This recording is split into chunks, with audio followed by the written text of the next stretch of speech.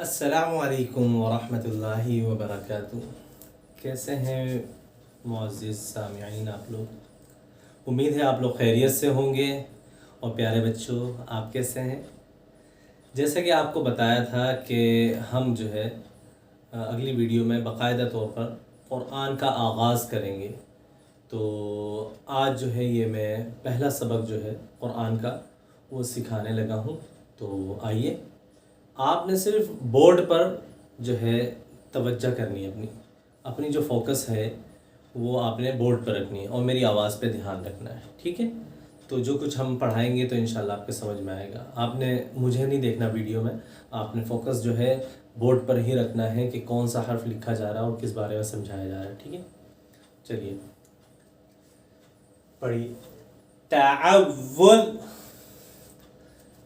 تعوذ، اعوذ، اعوذ، اعوذ باللہ، باللہ من الشیطان، من الشیطان، من الشیطان الرجیم۔ تسمیہ، بسم اللہ، بسم اللہ،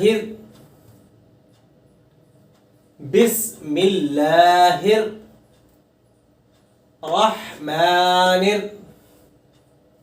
الرحمن الرحمن الرحیم۔ ایک مرتبہ اور پڑھتے ہیں۔ تعوذ، اعوذ باللہ من الشیطان الرجیم۔ تسمیہ، بسم اللہ الرحمن الرحیم۔ معزز سامعین اور پیارے بچوں، آج ہمارے سبق کا عنوان ہے سبق نمبر 1، ٹھیک ہے؟ اور تختی نمبر 1، مفردات۔ حروف ہجا کو مفردات بھی کہا جاتا ہے، تو یہاں پہ ہم نے جو ہے نام استعمال کیا ہے وہ مفردات کیا ہے، ٹھیک ہے؟ اور یہ جو تختی ہے اس کی تعریف جو ہے وہ میں آپ کو ابھی پڑھاؤں گا، تو آپ نے اس تعریف کو بھی جو ہے یاد کرنا ہے تاکہ آپ کو اس کی اہمیت کا اندازہ ہو کہ مفرد حرف کیا ہیں اور ان کو جو ہے ادا کرنا کتنا اہمیت کا حامل ہے، ٹھیک ہے؟ جس طرح سے قرآن کی بنیاد قاعدہ ہوتا ہے، اسی طرح قاعدے کی جو بنیاد ہے وہ مفرد حرف ہے، ٹھیک ہے؟ تو حروف ہجا مفرد حرف جو ہیں ان کی تعداد 29 ہے۔ تو ابھی ہم تعریف میں بھی اس چیز کا جو ہے اظہار کریں گے، میرے ساتھ ساتھ پڑھیے۔ تختی نمبر 1، مفردات۔ یہ کل 29 حروف ہیں جن سے مل کر ہمارا پیارا پیارا قرآن بنا، ٹھیک ہے؟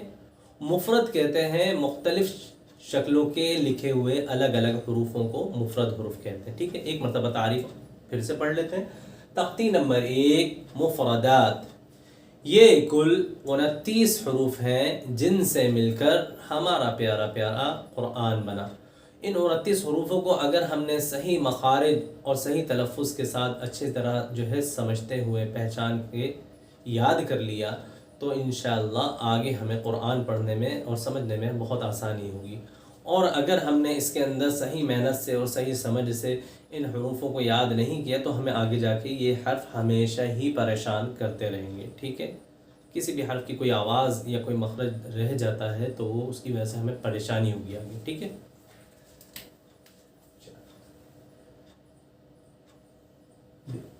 دیکھیں پیارے بچوں، اس سیدھی سی لکیر کو کہتے ہیں الف۔ اس سیدھی سی لکیر جو ہے اس کو میں نے بنایا ہے اس کو کہتے ہیں الف۔ کیا کہتے ہیں؟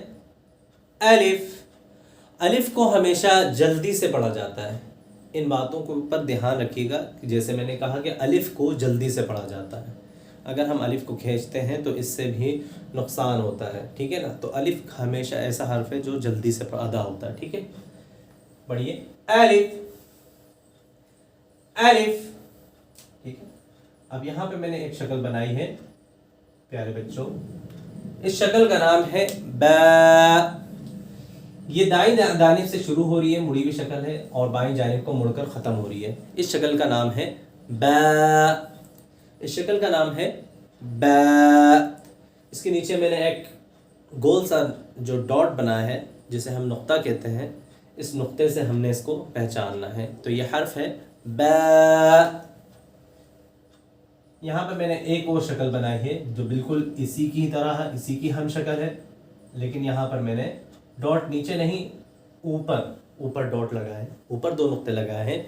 तो इस शक्ल का नाम है ता। इस शक्ल का नाम क्या है?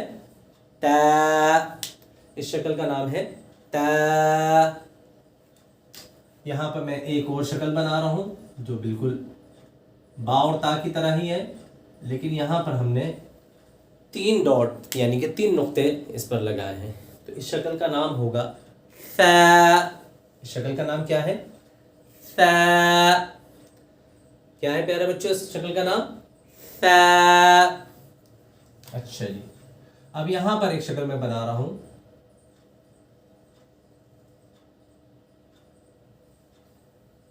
ये इनसे अलग शक्ल है। इस शक्ल का नाम है जीम।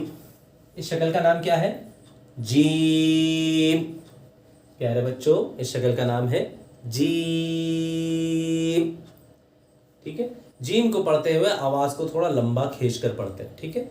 जीम। यहां पर मैं एक शक्ल और बना रहा हूं, बिल्कुल इसी तरह से है, लेकिन इसके ऊपर या नीचे किसी किस्म का कोई डॉट, कोई नुक्ता मौजूद नहीं है। इस शक्ल का नाम है हा। इस शक्ल का नाम है हा। प्यारे बच्चों इस शक्ल का नाम है हा। यहां पर मैं बिल्कुल ऐसी एक और शक्ल बनाऊंगा, लेकिन इसके ऊपर एक डॉट मौजूद है, एक नुक्ता मौजूद है।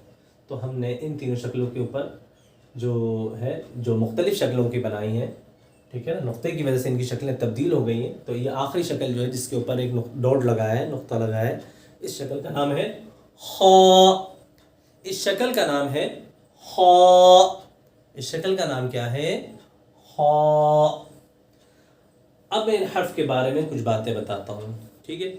मैंने कहा था कि अलिफ को हमेशा जल्दी से पढ़ते हैं, तो आपने अलिफ को हमेशा जल्दी से अदा करना है, जैसे अलिफ, जैसे अलिफ। और यहाँ पर मैंने 3 शक्लें एक जैसी बनाई हैं, तो इनका पढ़ने का अंदाज भी एक जैसा है। एक जैसा अंदाज से मतलब इनको एक अलिफ के बराबर खींच कर पढ़ना है। एक अलिफ के बराबर खींचने वाले हर्फ वो होते हैं जिनकी हिज्जे में 2 हर्फ आए, ठीक है। तो बा की हिज्जे में 2 हर्फ आ रहे हैं, इसी तरह ता की हिज्जे में भी 2 हर्फ आ रहे हैं, और सा की हिज्जे में भी 2 हर्फ आ रहे हैं। जिसकी हिज्जे में 2 हर्फ आते हैं तो ख़वातीन और हज़रात और प्यारे बच्चों, उनको 2 हर्फी हर्फ कहा जाता है। ये 2 हर्फी हर्फ से हमें इस चीज़ का पहचान होता है, इस चीज़ की पहचान होती है कि हमने इनको एक अलिफ के बराबर खींचना है। और एक अलिफ को खींचने की मकदार का अंदाज़ा आप इस तरह लगा सकते हैं कि बंद मुट्ठी में से दरमियानी रफ्तार से कोई भी एक उंगली खोलेंगे तो ये एक अलिफ के बराबर मकदार होगी, जैसे ब, इसी तरह ता, इसी तरह फ। तो ये आपको मैंने एक अलिफ के बराबर पढ़ने का तरीक़ा बता दिया, और एक अलिफ 2 हर्फी हर्फ के बारे में भी बता दिया कि एक अलिफ के बराबर जो खींचे जाते हैं उनको क्या कहा जाता है और आप किस तरह पहचानेंगे, ठीक है। अब आता है दूसरा, आगे जो चौथा नंबर का हर्फ है हमारा, उसकी हिज्जे में आ रहे हैं 3 हर्फ, जीम, या और मीम, ठीक है। तो इस हर्फ को कहते हैं 3 हर्फी हर्फ। 3 हर्फी हर्फ को हमने खींचना एक अलिफ के बराबर नहीं है, हमने इसको खींचना 5 अलिफ के बराबर। और 5 अलिफ की मकदार का अंदाज़ा आप इसी तरह लगाएंगे जैसे आपने एक अलिफ के लगाया था। बंद मुट्ठी में से एक उंगली खोली थी आपने दरमियानी रफ्तार से, यहाँ पे आप 5 उंगली खोलेंगे, ठीक है। एक अंदाज़ा करना है हमने कि इतना ज़्यादा खींचना है, जैसे जी, ठीक है। تو یہ جیم کی مقدار کا ہمیں اندازہ ہو گیا. اب یہاں پر ہا اور خا جو ہیں ان کے اندر وہی دو حرفی آ رہے ہیں, ان کی مقدار وہی ہوگی جو پیچھے با تا سا کی تھی. ٹھیک ہے, تو ان کو ایک الف کے برابر ہی کھینچا جائے گا. ہا خا. ٹھیک ہے, تو یہاں پر ہماری جو ہے سبق نمبر 1 کی جو کلاس ہے وہ مکمل ہوتی ہے. انشاءاللہ اگلی ویڈیو میں اگلے سبق کے ساتھ پھر حاضر ہوں گے. امید ہے جو سبق پڑھایا گیا ہے وہ آپ کو سمجھ میں آیا ہوگا, اور انشاءاللہ آپ اس ویڈیو کو سنیں گے, دیکھیں گے تو انشاءاللہ ضرور سبق سمجھ میں آئے گا اور قرآن سمجھنے میں ہمیں آسانی ہوگی. ٹھیک ہے, السلام علیکم ورحمۃ اللہ وبرکاتہ.